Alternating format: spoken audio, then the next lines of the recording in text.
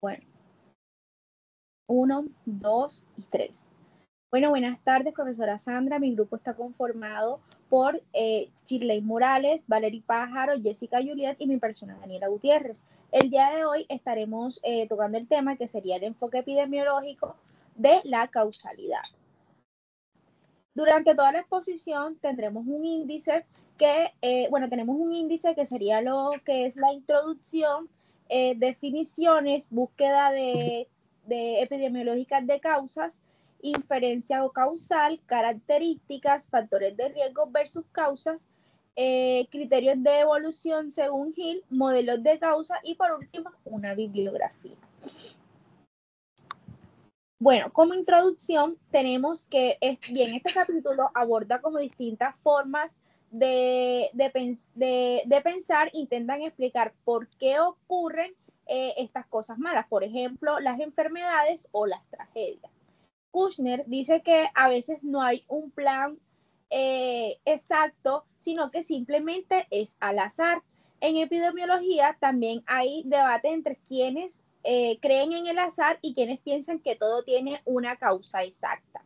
A lo largo del tiempo se ha pensado de confiar en la razón, a observar la realidad y a formular hipótesis que se ponen a prueba. Y bueno, hoy en día los científicos combinan estos dos enfoques para entender mejor las causas de las enfermedades o de las tragedias, aunque aceptan que nunca se puede probar algo con toda certeza, solo reunir información o evidencias. Como definición de causa, tenemos que una causa se define fundamentalmente como aquello que produce un efecto, resultado o consecuencia. Y bueno, las ideas sobre la causalidad en la epidemiología se basan en el filósofo John Stuart Mill, que dice que en particular el método de la diferencia, que establece que A causa B si un cambio A se acompaña con un cambio B, manteniendo todo lo demás en constante. Él tiene una definición epidemiológica según Rothman, Green y Lash. Esto dice que una causa es un evento, condiciones o características que presentió al inicio de una enfermedad y que si hubiera sido detectada diferente, la enfermedad no hubiera ocurrido o se hubiera demorado más en llegar la enfermedad. Y bueno, como definición pragmática, Susser nos dice que una causa es simplemente algo que marca la diferencia. En la búsqueda epidemiológica de causas, tenemos que la epidemiología investiga las causas y la prevención de enfermedades mediante la generación y pruebas de hipótesis. Esas explicaciones tentativas que pueden ser comprobadas. Y bueno, los epidemiológicos pueden probar hipótesis mediante comparaciones formales. Por ejemplo, tenemos dos. Una sería comparando la tasa de mortalidad de un grupo expuesto a una causa potencial. Ejemplo, alta contaminación. Y con un grupo no expuesto, una baja contaminación. El segundo punto que tenemos sería comparando la exposición previa a una causa potencial. Por ejemplo, el consumo de cocaína prenatal entre un grupo que ya tiene el efecto o la enfermedad. Y un ejemplo de esta sería la malformación congénita y durante el embarazo y los que no la tienen. Y bueno, estas comparaciones a menudo se cuantifican con medidas de asociación. Y por siguiente tenemos inferencia causal, que distingue lo real de lo falso. Este es un punto crucial en que una asociación no implica necesariamente una causalidad. Ejemplo, el canto del gallo y el amanecer.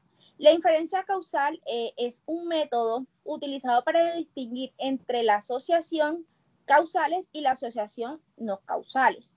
Y bueno, este proceso de inferencia causal en la epidemiología consta de dos pasos principales.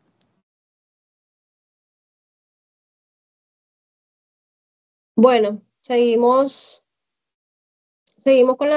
con el punto que es determinar la validez de la asociación, es decir, eliminar explicaciones alternativas. Bueno, antes de afirmar que existe una relación causal, es necesario comprobar que dicha asociación observada es verdadera. Para esto se debe descartar otras posibles explicaciones que podrían distorsionar los resultados. Como primera medida tenemos el sesgo. Este es un error sistemático que hace que los resultados de un estudio se alejen de la verdad. Esto ocurre cuando algo en el diseño o en el análisis favorece más a un dato que a otro. Un ejemplo sería en el caso de que se hiciera una entrevista a personas jóvenes para estudiar una enfermedad que afecta a adultos mayores, pues en este caso los resultados estarían sesgados. Segundo, tenemos la confusión. Esta sucede cuando una tercera variable que no se tenía en cuenta influye en la relación entre la causa y el efecto que se está estudiando.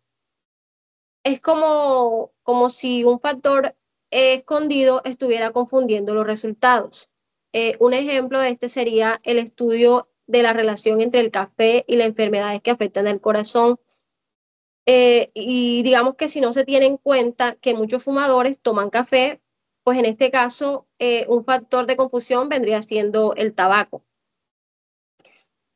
Tercero, tenemos el error aleatorio. Este es un error por azar que aparece simplemente porque las mediciones o las muestras no son perfectas. Es decir, que no hay una causa fija, sino solo la variación natural. Por ejemplo, si tomamos la presión de una persona varias veces al día y cada medición da un número un poco distinto, pues eso se tomaría como un error aleatorio. Bueno, como segundo punto tenemos evaluar la causalidad si la asociación es real.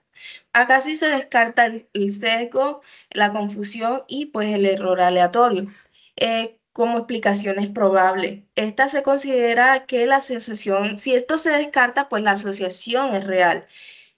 Solo entonces comienza que el segundo paso que ya se había dicho anteriormente, que es evaluar si la exposición realmente causó ese resultado.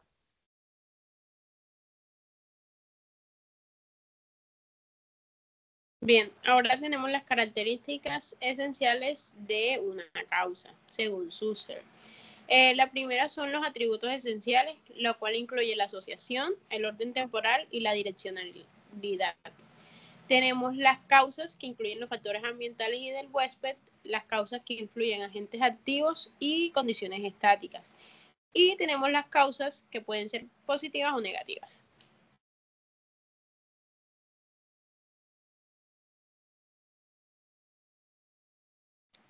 Ok, tenemos las características, los tres atributos principales, que esta dice que un factor X en este caso, para ser considerado una causa, debe tener estos tres atributos.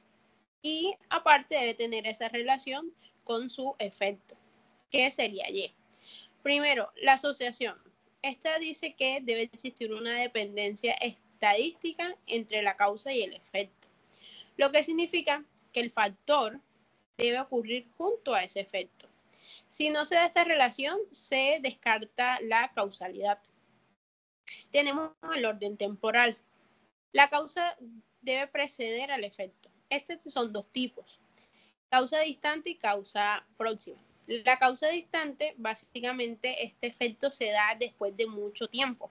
Un ejemplo de esto es la exposición al DES, que el DES es un diestilestilbestrol, que es un estrógeno, que en los tiempos de antes se le recomendaba a las mujeres embarazadas para prevenir los abortos. Pero esto se comprobó que esto no servía y ahora las mujeres que fueron expuestas a este tipo de medicamentos a su generación son más propensos a adquirir cáncer de mama, de útero, entre otros. Y tenemos las causas próximas, que este efecto surge en un corto tiempo. Un ejemplo de esto es el consumo de AINES. En este caso, el ibuprofeno. Mucho ibuprofeno o un consumo inapropiado puede ser más propenso a desarrollar una hemorragia gastrointestinal por el hecho de que este medicamento excesivamente irrita la pared intestinal. Tenemos la dirección, Este dice que debe existir una relación asimétrica, que un cambio en X produce un cambio en Y, pero no va a ser lo contrario. Un cambio en Y no va a producir un cambio en X. Un ejemplo de esto es que la exposición prenatal al humo causa bajo peso al nacer, pero el bajo peso al nacer no causa la exposición al humo prenatal. Bueno, acá los factores del Westphal versus factores ambientales. Tenemos como primero el factor de Weber, pero que son características intrínsecas del individuo, es decir, características propias de como tal de él, de la persona, pues que afectan la susceptibilidad a la enfermedad. Por ejemplo, como la genética, la edad, el sexo, el sistema inmunológico incluso. En otros factores están los ambientales, que ya son determinantes externos a la persona. Entonces, tenemos como ejemplo que agentes infecciosos como virus, condiciones de vivienda, en cómo se encuentra, pues, dónde vive la persona, una inestabilidad política o incluso vectores. Por otro lado, tenemos las causas activas versus las pasivas o condiciones estáticas. Estas causas activas, es un agente que produce un cambio o una intervención intencionada, no intencionada, o la ausencia de algo necesario. En este caso tenemos un ejemplo que es la falta de vitaminas, que sabemos que si hay una falta de vitaminas puede producir enfermedades a lo largo de la vida, como enfermedad por deficiencia de vitaminas. También están las causas pasivas, que son condiciones estáticas, es decir, que no cambian, son inmutables y es un atributo fijo que afecta el resultado. Por ejemplo, el sexo, la herencia, la geografía, donde se encuentra la persona. Por otro lado, tenemos las causas positivas versus las causas negativas. Acá las causas positivas, su presencia provoca la enfermedad. Ya, por ejemplo, el tabaquismo con el tiempo puede producir una enfermedad, ya sea hipertensión, la radiación, una persona que esté expuesta a radiación o incluso mujeres embarazadas expuestas a esto, pues puede producir enfermedades tanto en ella o como en el feto. En las causas negativas, pues están las exposiciones preventivas, que su ausencia provoca la enfermedad. Por ejemplo, como factores protectores, que serían como las vacunas. Ya sabemos que si no nos vacunamos, por ejemplo, con el tétano, en un tiempo nos puede causar sí, tétano como tal. Las vitaminas, también como hablamos anteriormente, por deficiencia de vitaminas puede ocurrir muchas enfermedades, y pues la dieta nutritiva, si no tenemos una dieta nutritiva podemos estar propensos a tener obesidad u otros tipos de enfermedades. Acá los factores de riesgo versus causa, bueno, dice que el término factor de riesgo en lugar de causa es debido a la cautela que hacer la inferencia causal definitiva. Acá tenemos un ejemplo, que son los factores de riesgo del cáncer de mama. Tenemos unas características, un grupo de alto riesgo y un grupo de bajo riesgo. Por las características, el país de nacimiento. Es decir, tenemos un alto riesgo las personas que viven en América del Norte, Europa del Norte, y un bajo riesgo los que viven en Asia o en África.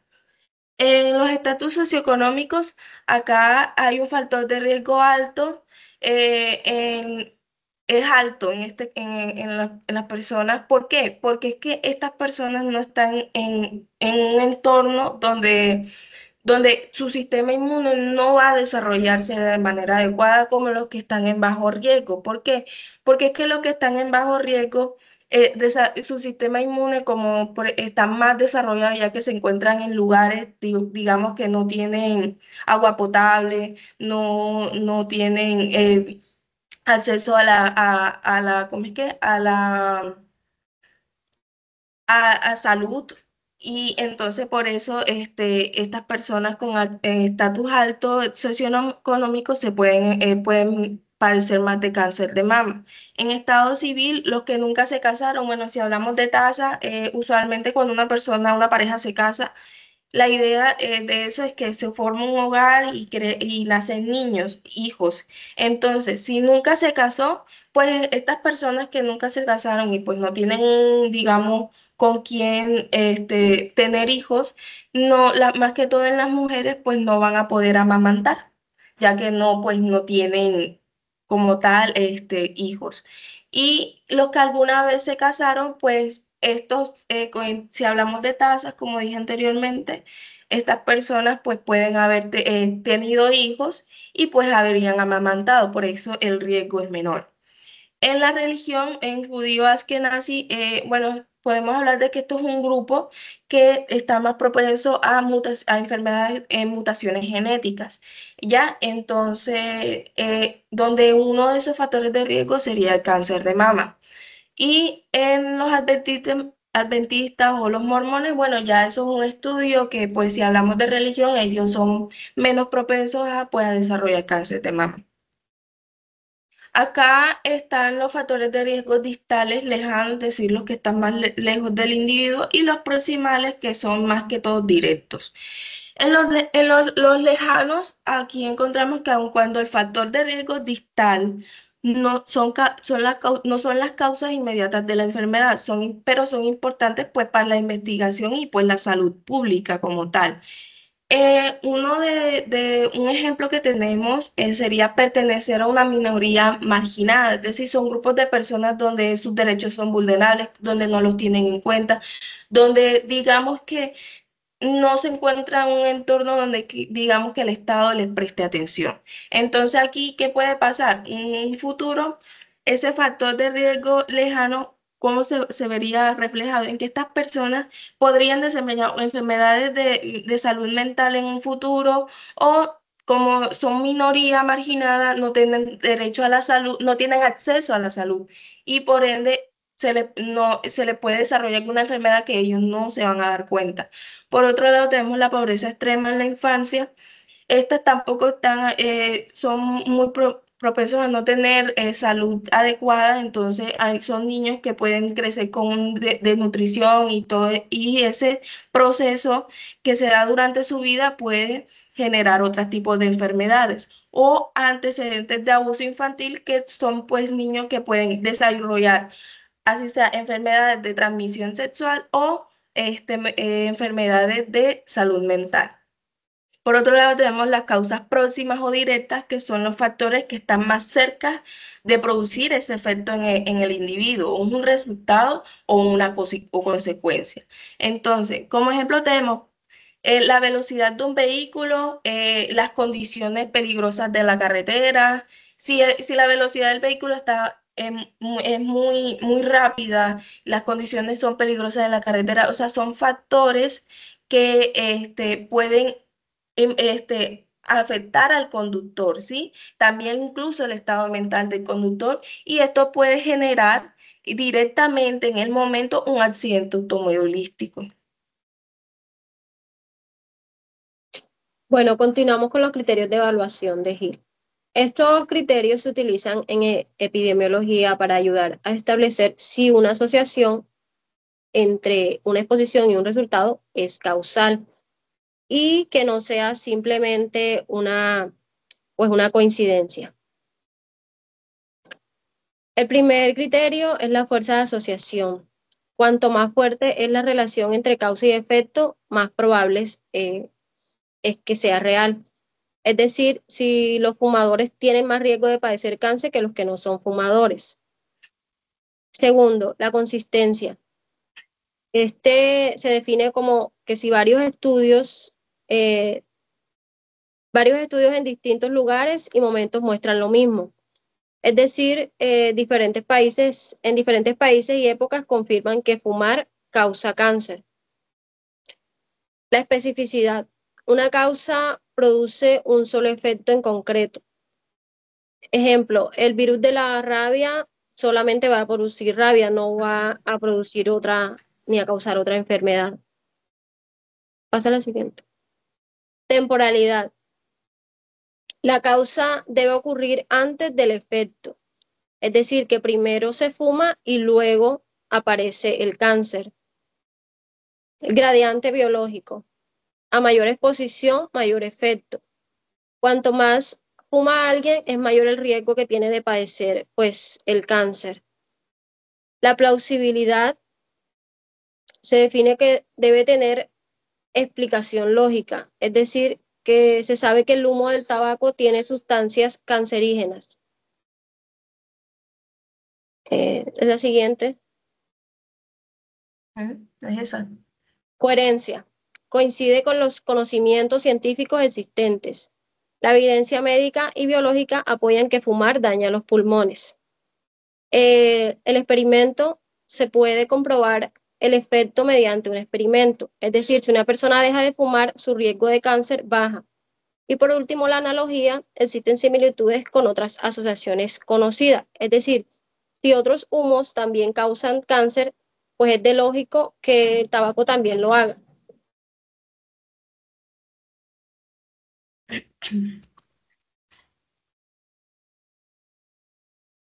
Bien, tenemos los modelos de causa de componentes suficientes. Este se divide en tres causas. La causa suficiente, que vendría siendo el conjunto mínimo y completo de los factores que inevitablemente producen una enfermedad.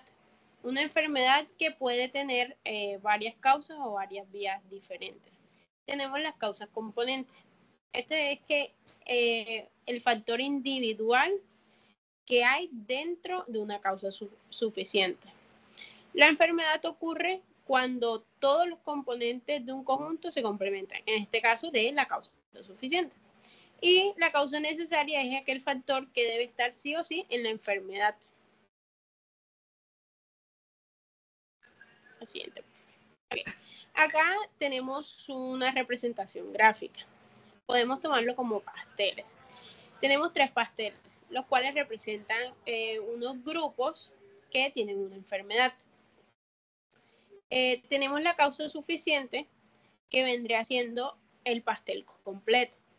Tenemos la causa componente, que son las distintas torrejas que se alcanzan a ver ahí. Y tenemos la causa necesaria, que si se pueden dar cuenta, en todas las rodajas, en todos los círculos está la letra A. Ese vendría siendo aquel factor necesario para que una enfermedad se produzca. Bien. Bueno, acá tenemos una bibliografía y muchas gracias. Gracias. Gracias.